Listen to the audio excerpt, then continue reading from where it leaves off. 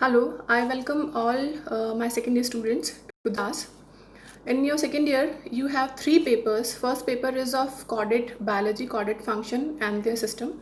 Second paper is developmental biology, and your third paper will be of immunology and biotechnology. Since the first chordates paper is lengthiest paper, so we are going to start with this only. Chordates. Chordate is a major phylum of animal kingdom. This phylum was created by scientist Balfour in 1880, and it comprises almost 65,000 animal species.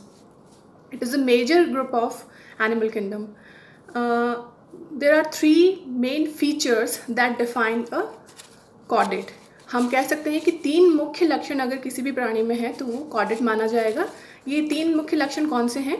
पहला लक्षण notochord की उपस्थिति. Notochord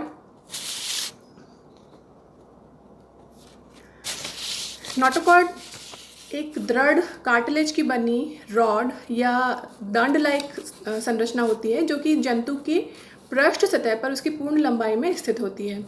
यह दृढ़ भित्ति वाली कोशिकाओं से बनी होती है जिसके ऊपर तंतुओं की एक शीट या एक कवर पाया जाता है, और ये अंत्यकंकाल के रूप में प्राणियों में अंदर भीतर रहती है और उन्हें आलम्ब या सहायता प्रदान करती है.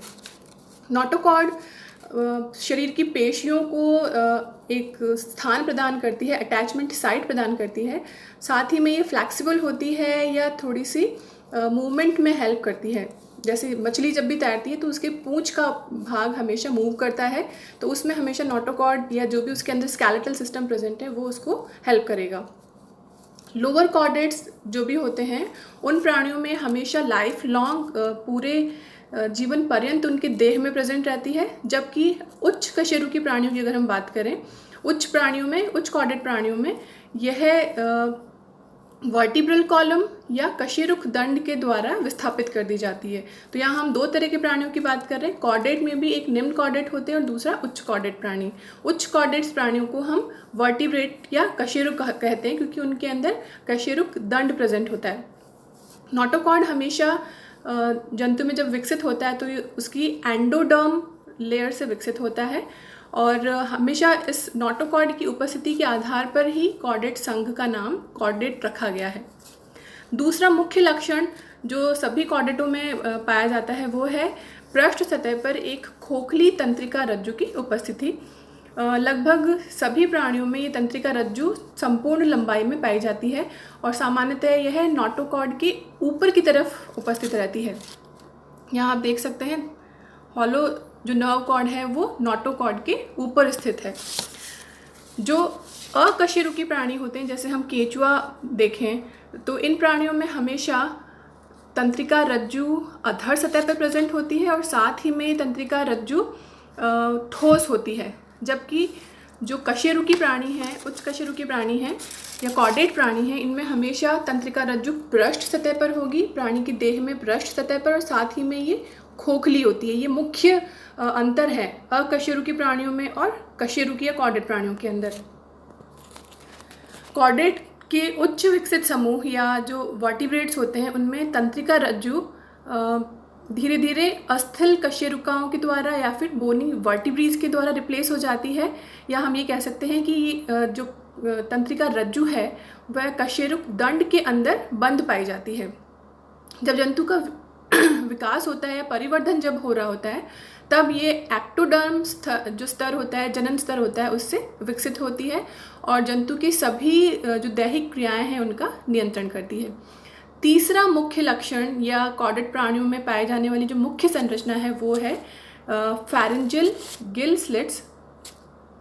फैरिंग्स से आप समझ सकते हैं कि फैरिंग्स जंतुओं की मुख गुहा के पीछे स्थित एक क्षेत्र को कहते हैं, और ये मेनली जो डाइजेस्टिव सिस्टम है या जो हमारा आहार नाल है उसका भाग होती है. फैरिंग्स की भित्ति में पाए जाने वाले अनेक छिद्र ही हमेशा फैरिंजियल गिल स्लिट्स कहलाते हैं.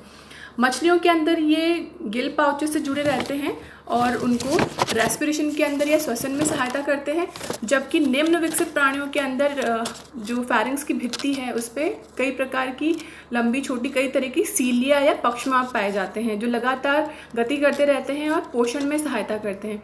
इस प्रकार की पोषण की विधि हमेशा फिल्टर फीडिंग कहलाती है, जैसे कि आप छोटे जंतुओं या पैरामीशियम में देखते हैं जो पक्षमार्ग की सहायता से अपना भोजन एकत्रित करके अपनी मुख की ओर ले जाते हैं। बिल्कुल उसी प्रकार की क्रियाविधि निम्न कॉर्डेट प्राणियों में पाई जाती है।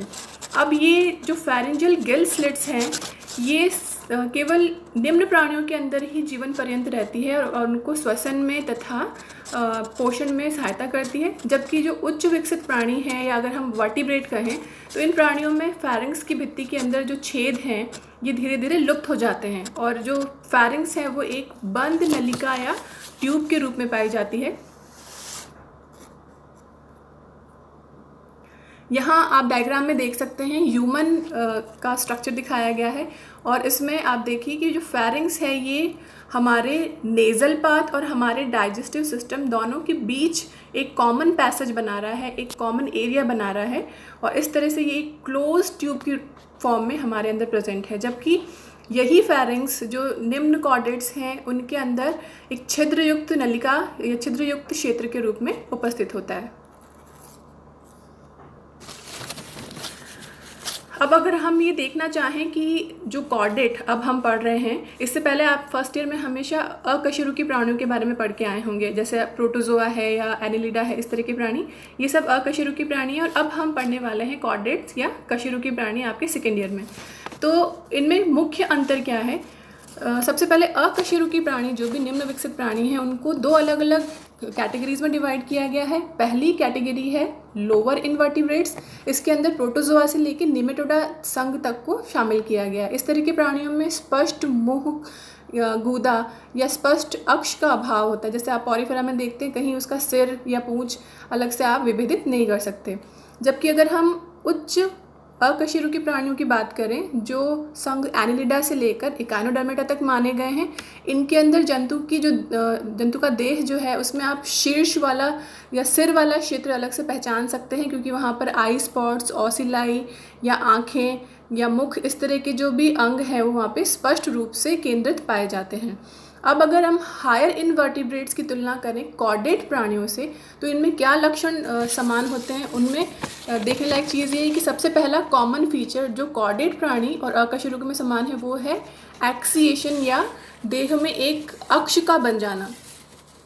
जैसे इन प्राणियों में अग्र तथा पश्च सिरा जो है देह का ये अलग से विभेदित होता है और देह के अग्र सिरे पे स्पष्ट शीर्ष या सिफिलिक एरिया हम देख सकते हैं, जिसपे संवेदांग, आईज, टेंटिकल, माउथ ये सब वहाँ पे सेंट्रलाइज होते हैं, वहाँ पर कंसंट्रेटेड होते हैं, वहीं पे ये विकसित हो जाते हैं। इसी प्रकार कॉर्डेट प्राणियों के अंदर भी एक सिर का स्पष्ट क्षेत्र देह में विभेदित होता है। दूसरा मुख्य लक्षण अगर हम देखें वो है बायलेटरल साइमेट्री या जिसे हम कहते हैं द्विपार्श्व सममिति। सभी उच्च अकशेरुकी प्राणी जैसे केंचुआ, कॉकरोच, इन सभी की जो देह है वो द्विपार्श्व सममित होती है, या ये हम कह सकते हैं कि इनके शरीर को हम दो समान भागों में विभाजित कर सकते हैं। इसी प्रकार कॉर्डेट प्राणी जैसे मेंढक, मछली, सर्प या मनुष्य भी देखें तो ये भी हमेशा द्विपार्श्व सममित होते हैं, जो कि एक कॉमन लक्षण है। तीसरा कॉमन लक्षण उच्च अकशेरुकी प्राणियों तथा कॉर्डेट्स के बीच में है ट्रिप्लोब्लास्टिक कंडीशन। जब भी जंतु का परिवर्धन होता है तो उसमें विभिन्न अंग या अंग तंत्र जो है वो हमेशा अलग अलग जर्म लेयर या जनन स्तरों से बनते हैं। मुख्यतः ये जनन स्तर 2 या 3 होते हैं। अगर हम उच्च अकशेरुकी तथा कॉर्डेट प्राणियों की बात करें तो इनकी देह हमेशा ट्रिप्लोब्लास्टिक या त्रिस्तरीय होती है। इसका मतलब ये है कि इनमें विभिन्न अंगों तथा अंग तंत्रों का विकास 3 जनन स्तरों से होता है और ये जनन स्तर हैं एक्टोडर्म, मेसोडर्म तथा एंडोडर्म। चौथा जो कॉमन लक्षण है दोनों अलग अलग ग्रुप्स के अंदर वो है सीलोम या देह गुहा की उपस्थिति। सीलोम जंतु की बाह्य देह भित्ति तथा आंतरिक आहार नाल के बीच में पाई जाने वाली एक सिलेंड्रिकल, हॉलो या नलिकाकार गुहा होती है।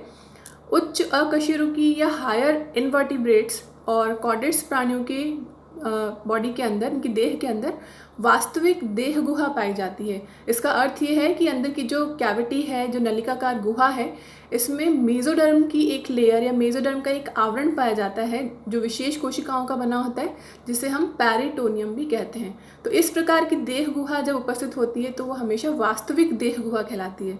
जबकि जो लोअर इनवर्टिब्रेट्स थे या अकशेरुकी प्राणी हैं, जैसे पॉरीफेरा है, सिलेंट्रेटा है, इनके अंदर देह गुहा का अभाव होता है और इस कैविटी के स्थान पर उनके अंदर जिलेटिन जैसा जो पदार्थ है या मैट्रिक्स है वो भरा हुआ पाया जाता है, इसलिए उन्हें अगुही प्राणी भी कहते हैं। इसके अलावा जो और कॉमन फीचर है हायर इनवर्टिब्रेट्स और कॉर्डेट्स के बीच में, वो है ऑर्गन सिस्टम की उपस्थिति या अलग अलग अंग तंत्रों की उपस्थिति। जो भी कॉर्डेट्स हैं उनके अंदर जटिल अंग तंत्र पाए जाते हैं। इसी तरह से उच्च अकशेरुकी प्राणियों के अंदर भी विभिन्न अंग तंत्र पाए जाते हैं जो कि सम्मिलित रूप से कार्य करते हैं, जैसे परिसंचरण तंत्र, पाचन तंत्र, तंत्रिका तंत्र आदि। किसी भी एक तंत्र को आप अलग करके उसका सामान्य कार्य प्रणाली पूरी नहीं हो सकती। ये हमेशा इंटरडिपेंडेंट रहते हैं या एक दूसरे से जुड़े रहते हैं।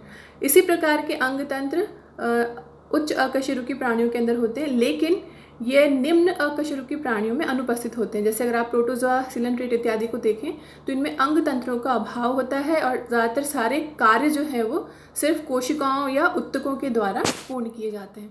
तो आज हमने एक इंट्रोडक्शन पढ़ा है कि कॉर्डेट क्या होते हैं और कॉर्डेट्स की क्या लक्षण हैं जो उच्च अकशेरुकी प्राणियों से मिलते हैं। धन्यवाद।